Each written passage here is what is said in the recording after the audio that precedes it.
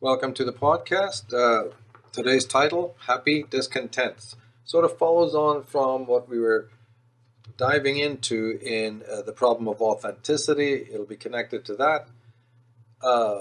Let's start with a awesome quote from Gustave Le Bon. The masses have never thirsted after truth. Whoever can supply them with illusions is easily their master. Right. So the whole question of inauthenticity versus authenticity. But the thing, why we're carrying on with that kind of subject matter is because if the tenets and precepts of existentialism have been sort of gathered dust or they've been thrown into the shadows of the world, then obviously we're going to have your Charles Taylors and we're going to have all the people who believe what they're talking about. So, to me then, a deeper dive is necessary. And we did that. We looked at the Sartres and the Heideggers, and that's all fantastic. Dealing with great important scholars, people who thought about this long before us and who left no stone unturned. Getting back into it so that there can be no misunderstandings.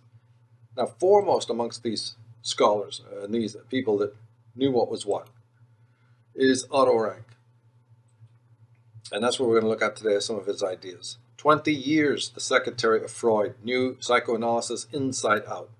A great genius, one of the preeminent thinkers of the 20th century. His work had an enormous influence on humanism, Gestalt, psychology, post-Freudian psychology, and existentialism. All used his ideas.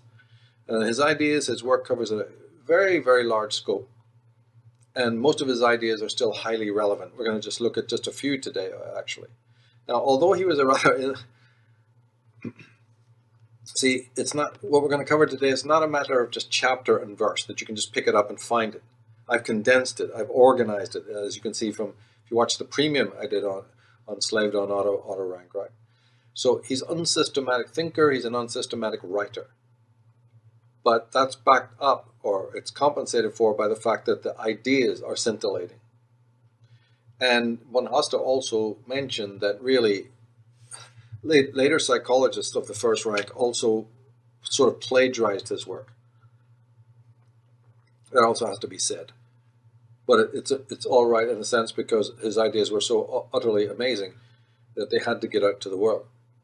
But of course, Rank is one of the great forgotten geniuses. This is why it's so sad. But just don't fool yourself. There's no way that you or anyone else can have complete understanding of what's in your own head. The state of decay in the world without taking on board the man's ideas. Now, he actually broke away from Freud. The reason why that was is due to a book that he wrote called The Trauma of Birth. And it was unacceptable.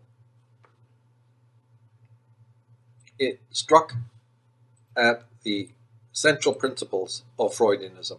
And Freud was angry and upset about it. And so it really precipitated the break. It cut at the root of Freud's central theories, particularly about these stages of the psychosexual development of the infant after birth. This is where a great revisioning happened. Rank just couldn't accept some of the Freudian premises wholesale. And also we did see that Rank is one of the foremost critics of psychoanalysis. Great psychologist he was very, very aware, and of course we noted that Freud was too, but certainly Rank was a deep critic. A warrior, a person who knew that, because of malingering and all the other stuff we looked at, there could be just limitations. But on a technical basis, the breakup was involving Freud's central theory, as we said, of the Oedipal stages. These Oedipal stages. And there are approximately 5. Now, there's different schools. But we're just going to talk for now of the classic ones, the ones that have been accepted down through time. uh, yeah, the oral, the anal, the phallic, the latency, and the genital. Now these stages start officially around 2 years old, 2 years old, and then by 7, that phase is complete. Now, of course, as I said, there's lots of different schools, lots of different takes on this, but we want to stick with Otto Rank right now. And he looked at these stages and he said, yeah, great. These are the, the almost the life force, eros, one develops and moves up to the world of the parents and the world, the society, and you sort of align yourself, and the superego will be developed, and the ego ideal. Some of the most important structures in terms of conscious awareness are developed at this time. But he said that what about the reverse trajectory? You talk about development, but isn't there this reverse trajectory where an individual can sort of regress back through them to an earlier infantile state? It's called the semiotic. There's the pre-semiotic, and then there's the fetal. There's the condition in the womb. There's the condition seconds, minutes, hours, and days after conception. Hey, Sigmund, isn't that important to you? Isn't that the time when the bond is really beginning with the other being called the mother in the womb? Isn't that where the first programming is occurring? Isn't it more so? Is that not where one first encounters themselves as a being and experiences themselves as an I or a being? Of course, we're talking rudimentary, but it's happening. The building blocks, although they're largely biological, who can say that there's not psychological development at that time? Who dare say that? Who dare start at 2 years old? And in my work, in Dragon Mother and other works, the website, the books, adultism, I've sort of pictorialized it as a kind of an ascent, these 5 stages, up to a solar level. It's just a tweak on the idea of the reality principle. We moved out of this misty, lunar state of consciousness up into the solar. That's what that move through this through the Oedipal stages, and to the moment of the development, the full development of the superego. As I said, other schools say, oh, yes, and we accept that phase, but you could be 27, you could be 77, and the superego is still developing. But we're not going to get into that.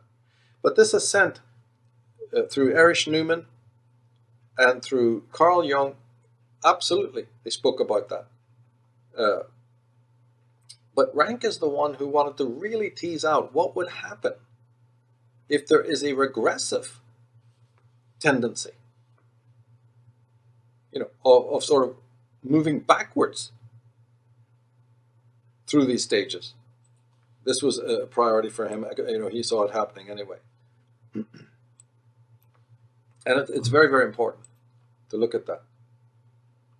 So the pre-verbal, the semiotic. And what do we know about this? He was also saying, like, regression is just a word. What do we know about it? How can you anatomize it? How can we find out more about these stages and what they mean, right? So this was very, very key. The return to the lunar development. A sort of what happens even if, of course, psychologists knew that there's a problem of being arrested, right? At any of these stages, you can be arrested. That was understood by all of them. Then, Rank is asking, he had a sociological component to this, and he says, what would happen if the whole of society or culture also suffers this kind of regression to the infantile, the semiotic, and even earlier stages? A whole culture could be compromised, a whole civilization. And we would ask that question too. And do these men like Rank and Newman and all these people, do they have really sane answers? Right? Sane sort of remedies if that problem should in fact occur?